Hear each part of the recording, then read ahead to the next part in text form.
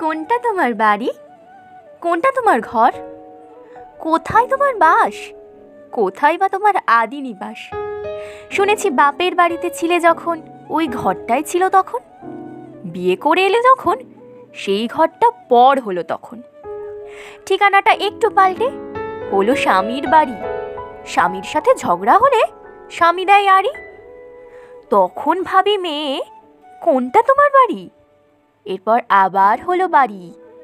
তোমার নয় গো মেয়ে, বাড়ি হলো ছেলের। ঠিকানাটাও হলো বড্ড এলোমেলো। এই বাড়ি সেই ঘর করতে করতে জীবনের শেষ বেলা এসে গেল। আজও হলো না তোমার আসল বাড়ি মেয়ে। হবে তোমার আসল বাড়ি ও পারেতে গিয়ে।